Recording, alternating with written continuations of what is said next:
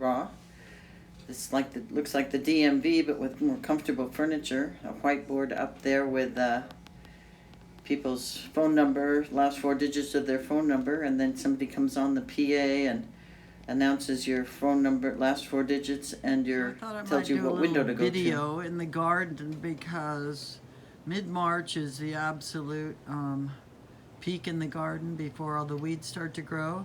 So you've got wisteria up there blooming just like crazy this year. And then that thing with the net hanging on it is blueberries. Need to reposition that. The birds seem to really enjoy the blueberries. And here, just coming into bloom, is a absolutely amazing Fuji apple, which shouldn't be able to grow in Santa Monica, but it just does fantastically. And we got some geraniums. Moving on back.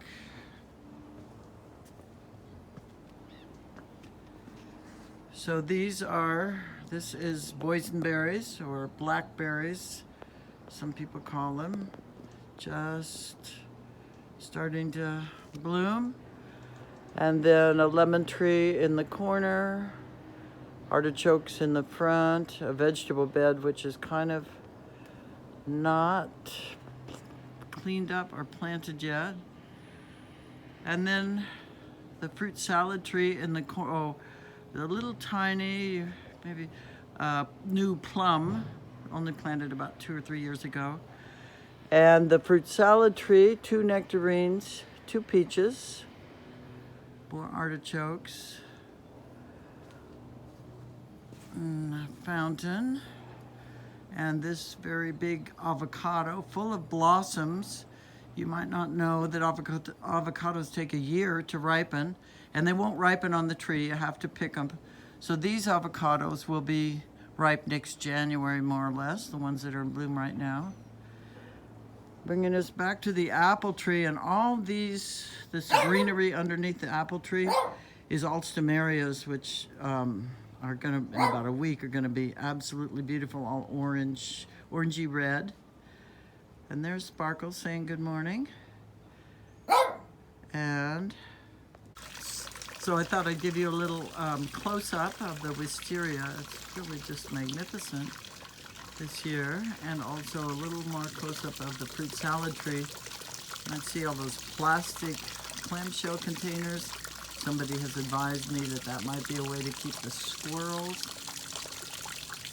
from eating all my fruit. And a little close-up of our nice fountain, which actually was out of water a minute ago. Some critter must have been in there splashing around last night. Okay, and then lastly, for the backyard, this is my little shade garden. This bromeliad monster, bromeliad. And the last fruit tree in the backyard is a Barris lime, doing very nicely. Oh, and this is our Christmas tree. It's growing like mad. I have to repot it. I repot it every even year. So 22 needs to be repotted and trimmed like a bonsai.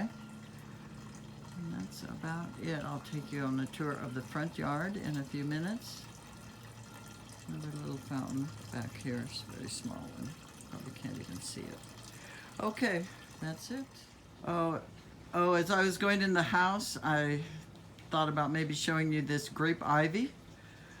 This grape ivy we bought on our honeymoon 56 plus years ago.